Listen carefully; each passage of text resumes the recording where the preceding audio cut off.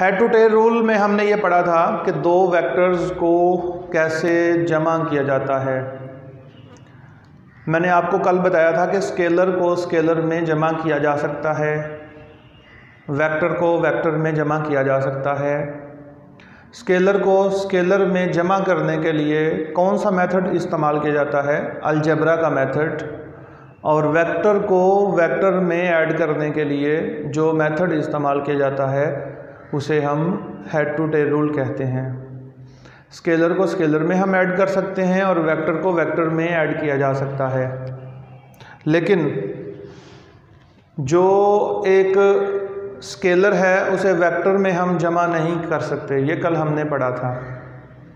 और head to tail rule के बारे में हमने पढ़ा था, एक वेक्टर ए गिवन है, दूसरा वेक्टर बी।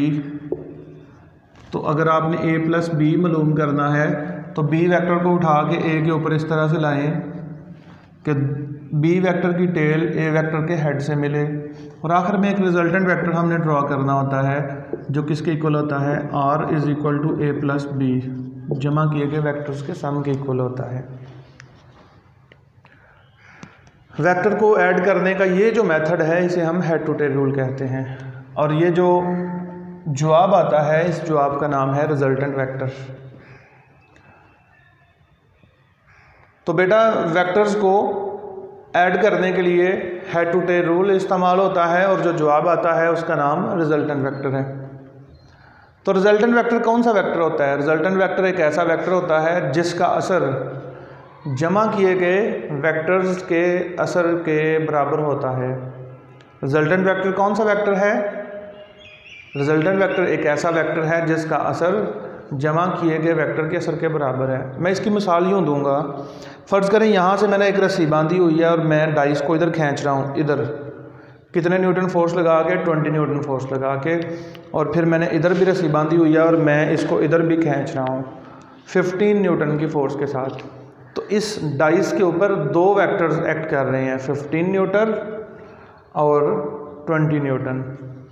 और अब इस डाइस ने उन दो वेक्टर्स की वजह से किधर मूव करना है वो हमें बताता है रिजल्टेंट वेक्टर। उसके लिए हम क्या करेंगे, इन दोनों वेक्टर्स को 15 न्यूटन 20 न्यूटन को हेड टू टेल रूल के मुताबिक हम ऐड करेंगे।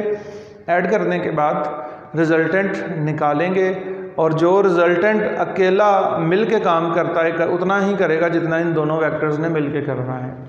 यानी कि रिजल्टेंट वेक्टर अकेला वही काम करता है जितने भी वेक्टर को जमा किया गया है, जितना उन सब वेक्टर्स ने करना था अकेला रिजल्टेंट वो काम करेगा। समझ आ गई है बेटा रिजल्टेंट वेक्टर की कुछ? ये तो था वेक्टर्स को ऐड करना। वेक्टर्स को ऐड करने के लिए हेड टू टेल रूल इस्तेमाल होता है। तो वेक्टर को सब्ट्रैक्ट करने के लिए कौन सा रूल इस्तेमाल होता है? वेक्टर को सब्ट्रैक्ट करने के लिए B head to tail rule इस्तेमाल होता है। तब्दीली फिर क्या है? ये तो हमने ए माइनस बी मालूम किया है ना। अगर फ़र्ज़ करें यही हम एग्जाम्पल दोबारा ले लेते हैं,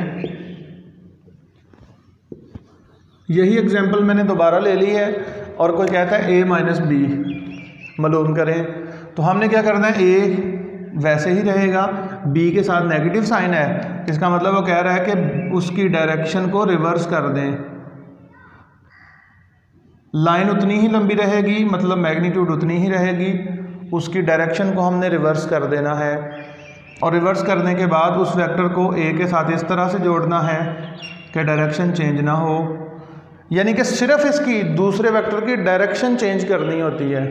चेंज का लफ्ज़ नहीं, सॉरी, रिवर्स का लफ्ज़ आप लोगों ने बोलना है, उलट कर देनी है। अगर वो मशरक़ की तरफ है वेक्टर तो उसे हम मगरब की तरफ डायरेक्शन उसकी कर देंगे, शुमाल की तरफ है तो हम उसे जनूब की तरफ कर देंगे, रिवर्स कर देनी है। अगला मेथड सेम टू सेम वही है, उसे दूसरे वेक्टर को पकड़ के पहले वेक्टर के साथ इस तरह जोड़ेंगे उसकी टेल पहले वेक्टर के हेड से मिले, और आखिर में रिजल्टेंट भी उसी तरह से उसी मेथड्स को इस्तेमाल करते हुए ड्रॉ करना पड़ेगा, हमने करना होगा।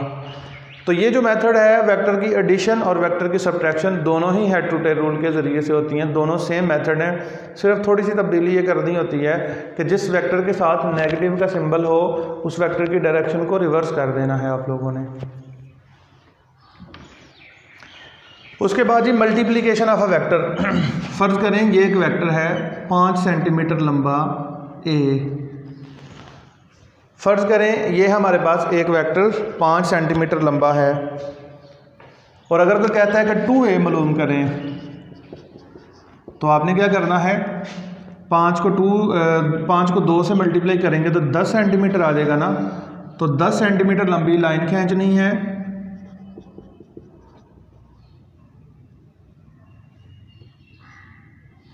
लेकिन यह ख्याल रखना है कि उसकी डायरेक्शन तब्दील ना हो।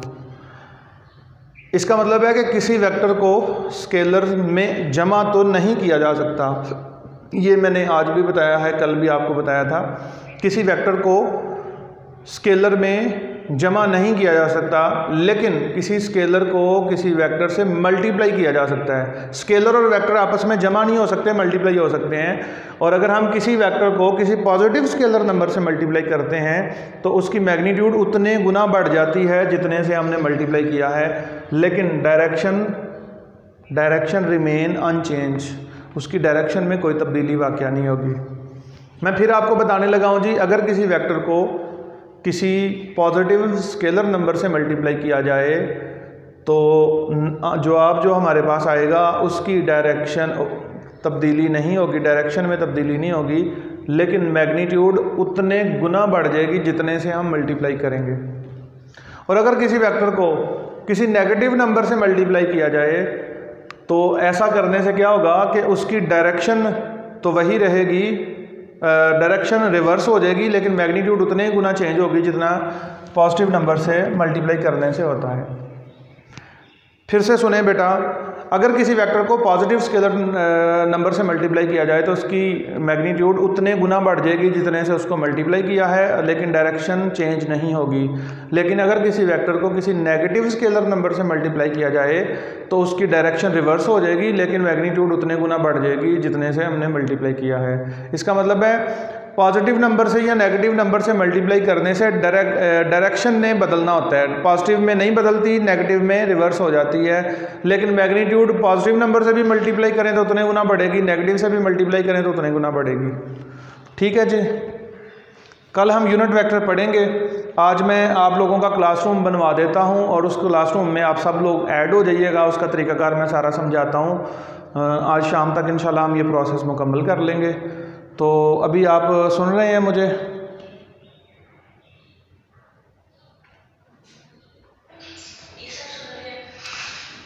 ठीक है, आज अभी कुछ आवाज़ क्लियर थी मेरी? आज समझ आई है?